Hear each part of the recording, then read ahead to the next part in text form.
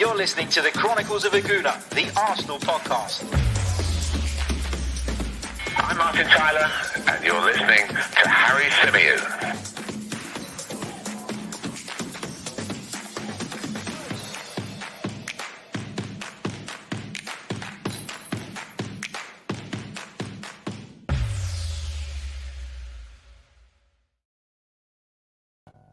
Hello and welcome back to the Chronicles of Gooner, the Arsenal podcast, part of the 90 Min Football Network, sponsored by our good friends over at Pro Prep. And we're bringing you some post-match reaction to Leeds United 1, Arsenal 4, a third successive victory in the Premier League for the Gunners. It's a victory that takes us 4 points clear of West Ham, who are in 5th place, which means we'll be in the top 4 at Christmas for the first time in 5 years, which is pretty positive.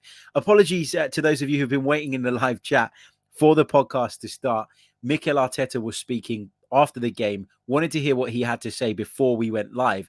And normally those post-match interviews, he's like so quick to try and get out of them. And he just was taking his sweet time tonight. He must have been enjoying the victory and Mikel Arteta giving us some information on what happened as much as he could with regards to an incident in the stadium as well, which we'll come on and talk about in a minute. But lots and lots to get into as always. And look, I want to start off by making a point. If you remember back to when we got beat at Everton, we were talking about kind of where Arsenal were at, and people felt that we'd almost taken like 2 steps forward and that was 2 steps back again, that result at Everton. And I remember saying to you guys after that episode that actually we had a run of games from which we could quite easily take a lot of points. And all of a sudden, the whole situation and outlook looks totally different. And this is where we find ourselves now. We've played 3 games, Southampton, West Ham United, and now Leeds. We've won all 3 of those. We've got Norwich, Wolves in the games to come. And you're looking at it and you're going, well, you know, we could well be in a pretty decent position come the end of that. And it just goes to show that when people go mad, over the top, overboard, and react excessively to individual results, the picture in the Premier League can change so quickly. And now we're looking at an Arsenal team that are winning games, winning football matches, you know, that kept a couple of clean sheets. Okay, we should have probably kept a clean sheet tonight. And it's not good that we didn't keep a clean sheet. But when it's something of your own making, i.e. the goal comes as a consequence of something that you... Look, no. Let me rephrase this because people are going to take this the wrong way.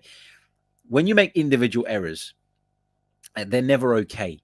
But what individual errors are is a sign that actually what you've done for the most part has been right. You haven't conceded a goal tonight because of your system or because of the way Mikel Arteta's asked the team to play.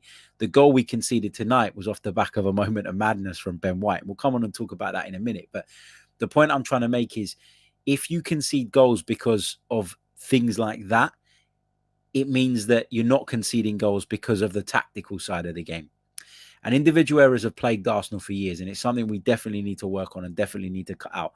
But the point I'm trying to make is that it's not a systemic issue; it's an individual issue, and that's what we saw with Ben White tonight. So, look, we'll come on to talk about the game, some individuals, but the kind of overarching feeling for me is that things in football can change so very, very quickly, and you can go from the ultimate low, which we felt at Everton, to feeling really high.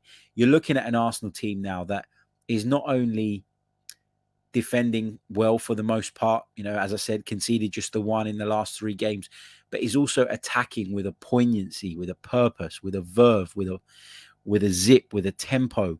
And there's so much confidence flowing through those front players at the moment. And then you're bringing Emile Smith Rowe off of the substitutes bench, and he's coming on and scoring goals as well. And there's just such a buzz around the place at the moment. And look, Leeds were shocking. Let's get that out of the way early doors.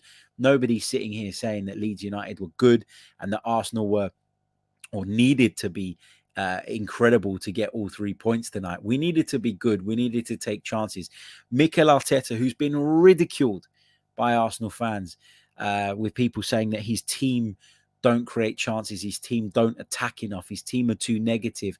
Well, Mikel Arteta's team this evening actually broke a record. Since Opta began taking records in the Premier League, Mikel Arteta's team had the most shots on target in a single half of a game this evening. So, look, it doesn't mean that all is right and that we're not going to see any bumps in the road anymore. It doesn't mean that, we've completely turned the corner. There are going to be difficult games. There are going to be difficult fixtures.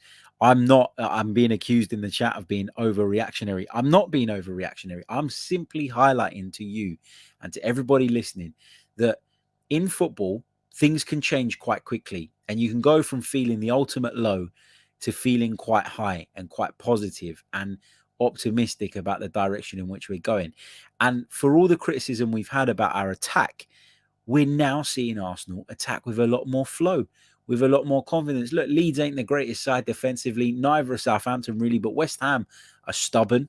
They're a difficult side to break down. And we did that as well. So all I'm saying here is be pleased with where we're at. I think a lot of us recognise that the top four is still a difficult ask of this Arsenal side. We're in a good position now, but things often level themselves out over the course of the season.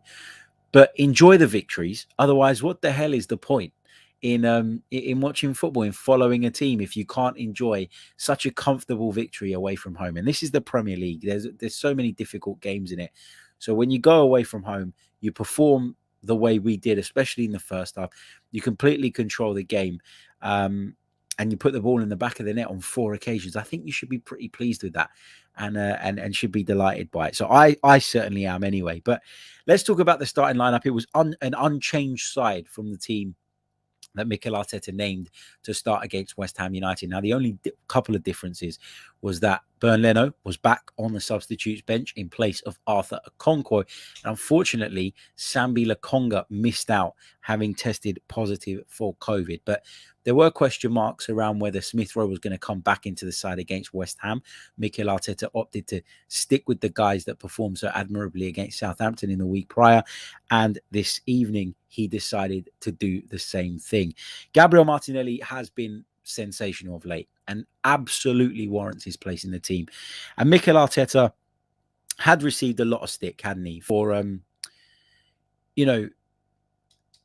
had received a lot of stick for the way he dealt with Martinelli. People were saying he doesn't like him, he doesn't want him, this player has no future under him. And actually, if you listen to Mikel Arteta's post-match interview on Sky, he made a really poignant point about the fact that somebody like Gabriel Martinelli can't just be thrown in. These players need to develop. These players need to understand the game tactically. They need to understand what it is that their manager's asking of them.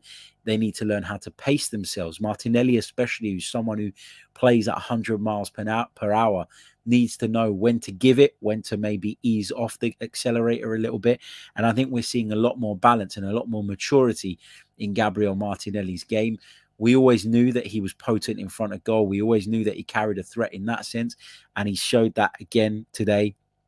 So really, really good performance from him. And I think actually he benefited from a lot of what was going on in and around him, as did Bukayo Saka on the other side. Now, we're going to talk a little bit more in depth because I've decided that tomorrow's tactical analysis is going to be about the different roles that Alexander Lacazette can play and is playing, depending on Mikel Arteta's game plan, depending on the opponent. Because if you watch today's game back again, and I will do that, I'm sure I'm going to say that the role he played today was totally different to the role he played against West Ham United when we were faced with a low block and had to play in a very different manner. Now, I mentioned it on the watch along for those of you that joined me, that there's a difference between how Lacazette operated this evening, in that, without going into it in too much detail, because I'll save it for the tactical analysis that we'll be doing next. But the point was here that against West Ham, Lacazette had to occupy centre-halves. He had to play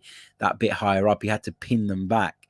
And he had to try and, by doing so, by pinning them as close to their goal as possible, create the space between the lines for Odegaard to get into and others to get into. Whereas tonight, it was a lot of about Lacazette dropping into deeper areas and bringing centre-halves with him. Now, you can't do that against West Ham because a David Moyes side are not going to encourage their centre-backs run out of the center of defense and out of their position in order to go with the striker. It's a very different game, and that's kind of what I want to highlight: the versatility within Alexander Lacazette to be able to play both of those roles and quite effectively.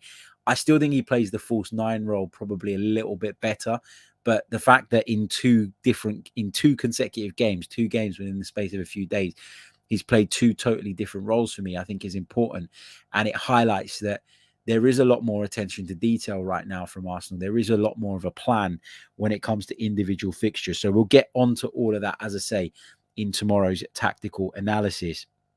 Martinelli, obviously, for me, the star of the show. You know, the first goal, when the ball dropped after we thought we should have had a free kick, it came off the back of Lacazette just managing to get a toe in and the ball breaking in the penalty area. You knew he was going to score. He's that confident at the moment and he's that dangerous in front of goal. And I said it again on the watch along, and apologies if you were with me on that, if you sound like it sounds like I'm repeating myself. But what he did was, he sort of looked at the situation. He opens up his foot so that he can make sure he gets as much guidance on the direction of the ball as possible. But he also gets so much behind it as well, which makes it impossible for Illan Meslier to save. And all he can do is pick the ball out of his net. Now, the second goal came from a wonderful pass from Granit Xhaka, defense splitting ball. And Martinelli, again, gets on the wrong side of the defender from the defender's perspective. His first touch, Gabriel Martinelli, when you watch that first goal back again, the second goal, back again, wasn't perfect, but he doesn't panic. He stays composed and he manages to kind of regain his balance and regain his kind of stride pattern. And then he just dinks it over the on-rushing goalkeeper. That's a really mature finish, that one. It's a really mature goal. And it's an ice-cold finish. It's the finish of someone who gets in that situation and doesn't get flustered, isn't just relying solely on instinct, is thinking through what he's going to do. And that is the sign of a top player. You know, a lot of people used to talk about, do you remember Theo Walcott? I'm not comparing the two players, but the example or the point I want to make is that Theo Walcott was one of those players that if he was in a situation like Martinelli was tonight, he'd have missed it. He'd have fluffed his lines because he'd have had to think about how he was going to cope with the first touch not being great and his stride sort of not being as rhythmical as he'd have liked. Whereas Martinelli seems to have that coolness in front of goal to be able to go, my first touch wasn't great. I've got to adjust my run now. I've got to adjust my stride. And in adjusting that, while I'm doing that, I'm still thinking about how I'm going to finish it and how I'm going to deal with the goalkeeper who is coming rushing out. So I think there's a lot to be said for how cool, composed and well thought out that finish is from Gabriel Martinelli. Sensational young man.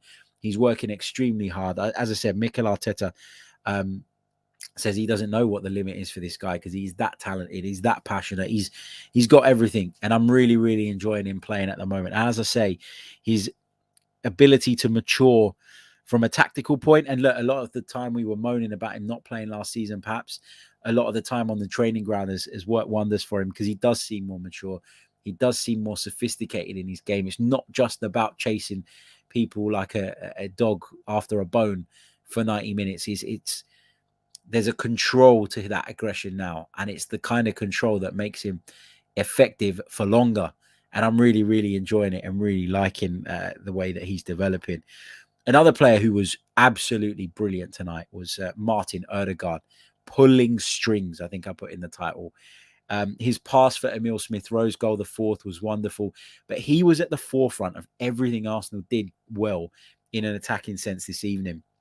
For Saka's goal, if you watch his position where he starts out in the lead in the beginning of that move and where he ends up, which is overlapping Bukayo Saka on the outside, having come right across the pitch, you can see that this guy's just got so much hunger, so much desire, and technical ability is there for everybody to see.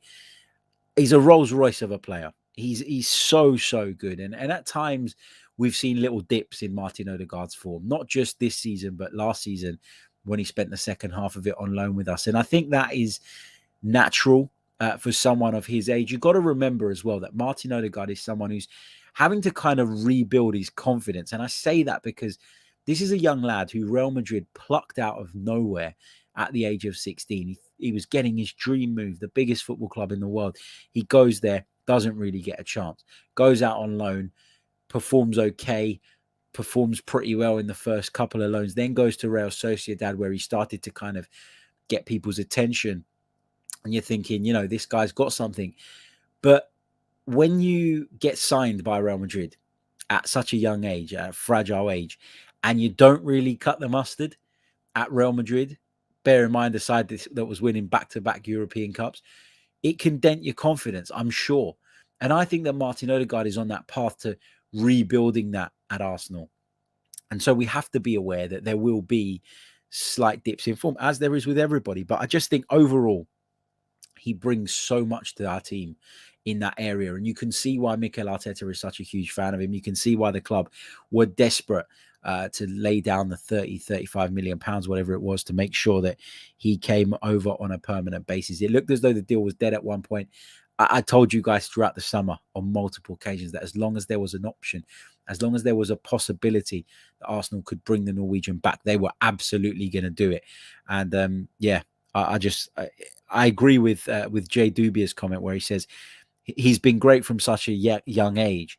He just needs to feel like he belongs. And that is what I get from him as well. And that's what I think he's finding at Arsenal. He was obviously very happy with the second half of the season, that he had last time out. And again, I know there was a slight dip in form off the back of an injury during that period, but he just feels like he's finding his feet. He's adapting to the Premier League more and more week on week. He's incredibly hardworking, leads a press by example. He's a natural leader, technically so secure, so good, has vision that I think surpasses that of anybody else in the team. And you can see that with the caliber of passes he's picking out. I just think he's wonderful. Brilliant player. A couple of other bits and pieces. Let's talk a little bit about Granit Xhaka, who I thought was having a really, really good game until he went and made that stupid challenge on Rafinha. And look, some people disagreed with me during the watch along and said that I was being overly harsh and that, I was wrong. With that challenge, I think if the referee had brandished the red card, I don't think any of us could have complained about it. I can understand why the referee and the officials have decided that it's not a red card. And I can understand why they felt that it's not a clear and obvious error. And he does get something on the ball and it's the follow through is a bit naughty. But no, for me, if that was against us, I'd be raging. So I want to be fair. I want to scrap the bias. I think it's a moment of pure stupidity from Granit Xhaka. And to see him just seconds later steaming into a skirmish on the other side of the pitch where Joe Gelhardt has made a similar challenge and sort of insisting, demanding that the player gets booked, I think is mad. But look, that's what Granit Xhaka has in him sometimes. Those moments where I talked with Martinelli, didn't I, about controlled aggression. I don't think that Granit Xhaka can always control it. I think sometimes he sees red. I think sometimes his over enthusiasm can put him in situations like that, and it's something he needs to cut out of his game. I think a lot of the time in those situations, reputation can dictate what the outcome is, i.e. that can dictate whether a player is sent off. The referee will look and go, well, that was Granit Xhaka. He's got previous. And so therefore, he must have meant it. He must have gone over the top of the ball. Even if I'm not sure, history can often dictate the referee's decision. So I think that he's quite fortunate to have gotten away with that, to be honest. And listen, I'm a big defender of Granit Xhaka because outside of that, outside of those stupid moments, I do feel he brings a lot to this team. I think he brings a security in that midfield alongside Thomas Partey that makes Thomas Partey look better and more comfortable. And he hasn't looked anywhere near as exposed in the middle of the park since Granit Xhaka's come back into the side. He also brings leadership. And again, with Granit Xhaka, it's not always by example, clearly, when you look at that challenge. But he also brings stability, not just in the midfield, but to Arsenal's left-hand side. And what I'm saying is that his positioning, where he does take up that slightly left of centre role, it does afford Kieran Tierney more freedom to get forward, knowing that Granit Xhaka is going to plug those holes.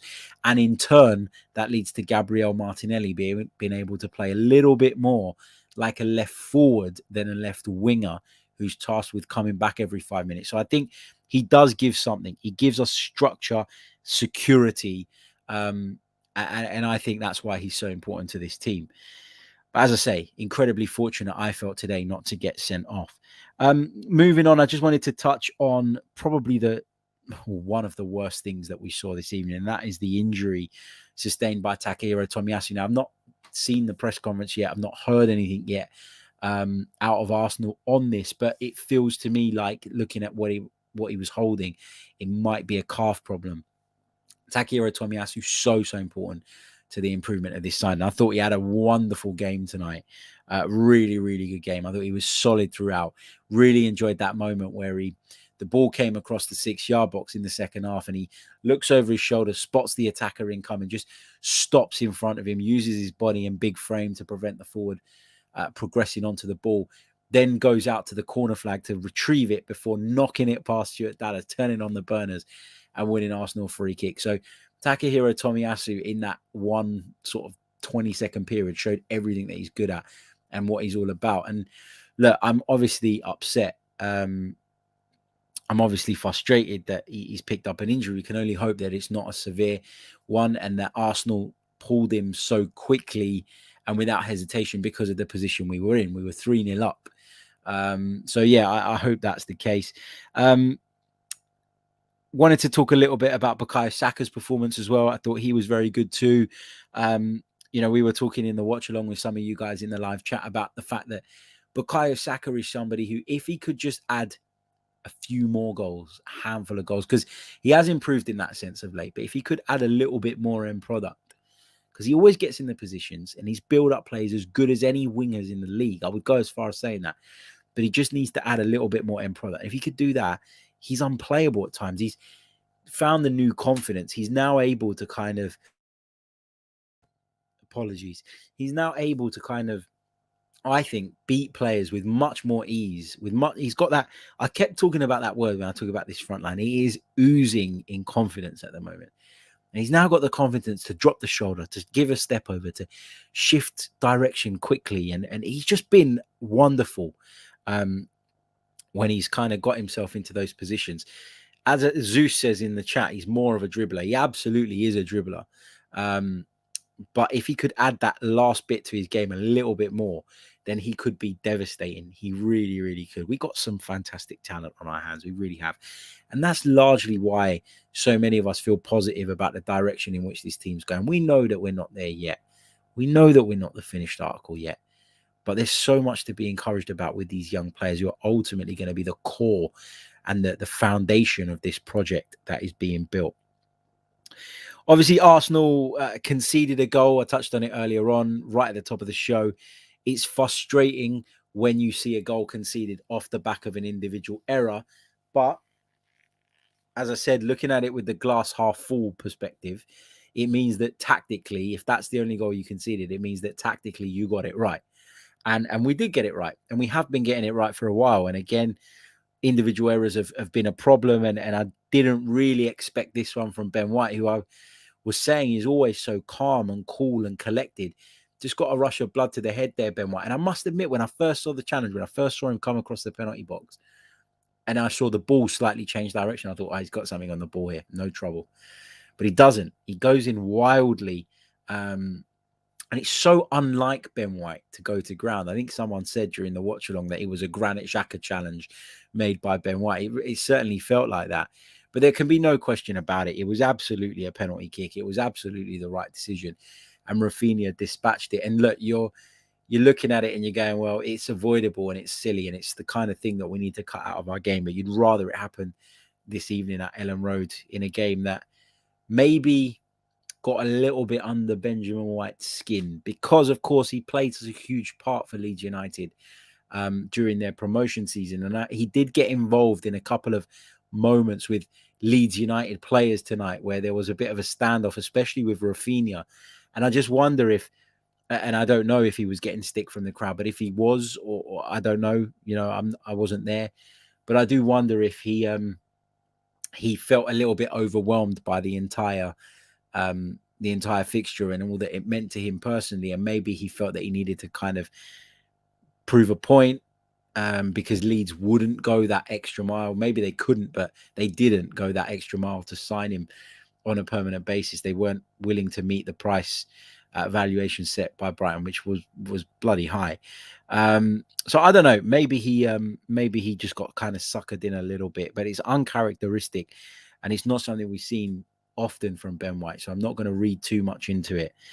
Emile Smith Rowe coming off of the substitutes bench and once again adding another goal. He's Arsenal's top goal scorer in the Premier League, and I think what's really encouraging, right, because somebody like Emile Smith Rowe, who's been wonderful this season and has been Arsenal's, biggest attacking threat, you could argue, has found himself in a position where he missed out on a fixture.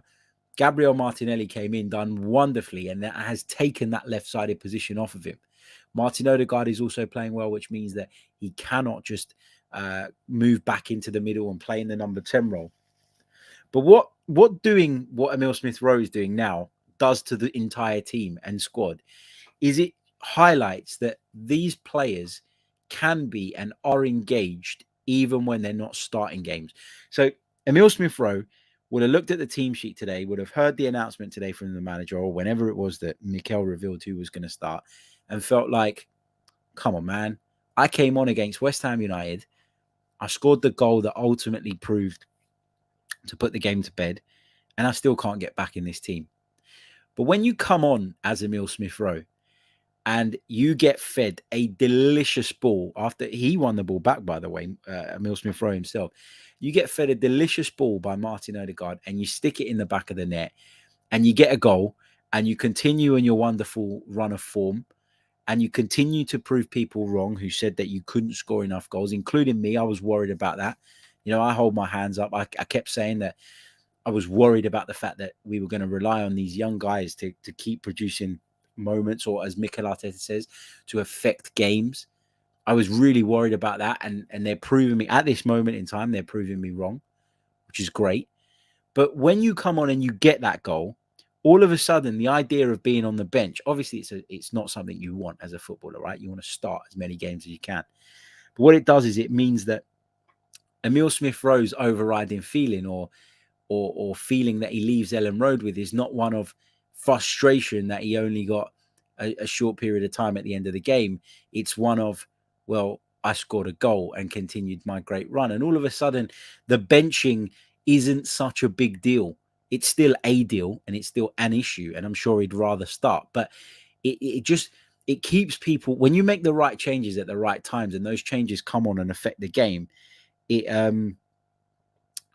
really kind of, I think it helps keep everybody engaged. It helps keep everybody, singing from the same hymn sheet, and it keeps the team spirit up. Football is a squad game now in 2021 more than ever, and it's important that you keep players engaged and you keep players in the loop. And we've got options up top now, and in that those attacking positions, and we're having to rotate. We're going to have to rotate at this moment in time. Martinelli's form is so good, you can't take him out. You'd be stupid to take him out. But Emile Smith Rowe is there and he's knocking on the door. And that's what you want as a manager. You want the players that are not starting games of football to always be knocking on the door. And Emile Smith Rowe is certainly doing that. Wonderful goal from him. And great to see him continue in his rich vein of form. So I think Mikel Arteta has got some good problems to deal with at this moment in time. Let's see. What else did we want to touch on? I did want to touch on the racism incident at Ellen Road. And this will kind of be the final point, and then I'll sort of wrap it up with a bit of a conclusion. We are going to be doing that tactical analysis show on Alexander Lacazette tomorrow, so come and join me for that tomorrow morning. And then on that, I will take Q&A as well. So we'll save the Q&A for that, so we can spend a longer period of time on it. But I just wanted to touch on the racism incident. Look, I think Mikel Arteta nailed his post-match comments about this incident. Now, Arsenal clearly felt that one of their players was the target of racial abuse. I don't want to say, look, Leeds fans have got a really shit reputation. They always have had. And I, in the past, have been on things like 90 Min and other shows and said, well, it's Leeds, I'm not surprised. And that's because growing up, that's the reputation that Leeds United always had, for me anyway. And I think, it's been well documented that there are problems in sort of sport still, and the Yorkshire Cricket Club was is an issue as well. There's been problems there. I'm not saying that everybody in Yorkshire's racist. I'm not saying that for a moment. What I'm saying is that when I hear that an incident like that has gone on, especially outside of London, because I think there's still a bit of a, how do I put this without offending people?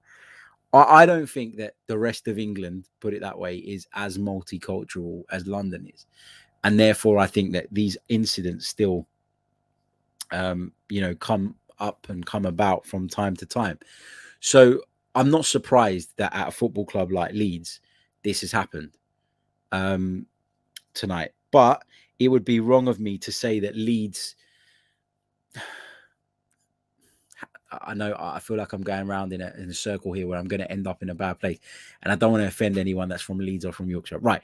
I think that incidents like this outside of London are more common than they are in London, because there is less of a multicultural kind of group. I mean, at Arsenal, it's so multicultural. When I go to away grounds, I am often quite struck by how unmulticultural they are in comparison to what I see at Arsenal every week.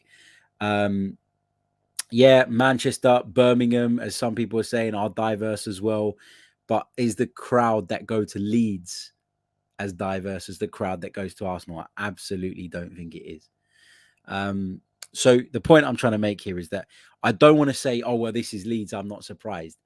And I think Mikel Arteta nailed it when he said that a whole stadium shouldn't be punished for the actions of one idiot. And I agree with that. So I'm trying really hard not to say, well, this is Leeds, and I expect it, is the point I'm trying to make. I'm trying to be, well, this is one individual idiot, and we shouldn't label Leeds like that. Although my initial gut goes, it's Leeds, I expect it. And that's wrong. That's something that needs to change. But for those of you who don't know what the incident was, that one of our substitutes was racially abused by a member of the Leeds crowd. So the point I've gone around 1,000,001 houses to make is that my initial gut reaction when I hear of something like this in Leeds is, well, it's Leeds, it's dirty Leeds, it's not London, this shit happens all the time up there. That's my initial gut reaction because of what I've seen growing up and because of what I've heard. And now I'm trying to shift that, and I'm trying to be mindful. And I think Mikel Arteta was incredibly mature and smart about it, in the way he highlighted that, we shouldn't direct all this anger and frustration at this incident as Leeds as a football club. The onus is now on them to investigate, find out what happened, make sure that it's dealt with. But ultimately, the actions of one idiot shouldn't reflect on the entire club. So I think that's spot on. But to summarize the podcast, to summarize this edition of the show, enjoy the victory, as you should enjoy all Arsenal victories. Really lots of positives, again, in an attacking sense. Moment of stupidity cost us a goal, so we were denied of the clean sheet, but we're 4 points clear of 5th place. We're going well, and fingers crossed. I know that a lot of these teams have got games to make up on us, but as I was saying, having the points in the bag is valuable, and we don't know what's going to happen with the Premier League. We're going to have to sit tight. There is a meeting taking place on Monday in which we expect either the Premier League to have a little bit of a postponement, or for them to set out some clear sort of guidelines and rules around what warrants getting a game postponed and what doesn't. I think that's important for the integrity of the competition. There needs to be consistency. So we'll find out what happens then. But Arsenal are in a good moment at this minute in time, and we don't really want it to stop. But if we had been struck with as many COVID cases in and among the playing staff as some of the other teams, I would have wanted it stopped too. So I think we're fortunate that we got to play our game. We won it as well, which makes it even better, and we move on. But it's a really fluid situation, and it's one that I think nobody really knows what the correct answer is with regards to how we proceed. So part and parcel of the times we're living in. It is what it is. Make sure you hit the like button if you haven't done so already. Let me check in on how many likes we've got, because there's well over 300 of you watching us right now, which is fantastic when you consider how many of you were with me for the watch along as well. We've got 94 likes on the board. Let's get over the 100 mark. That really, really helps. We've hit 17.5k subscribers, which is great. Let's keep pushing forward. hit the like button, subscribe to the channel if you're new. If you want to go one further and become a member, you can do so. I'll catch you all very, very soon. Until next time, goodbye.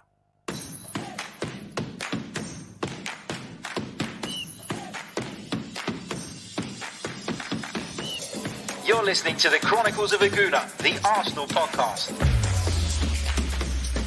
I'm Martin Tyler, and you're listening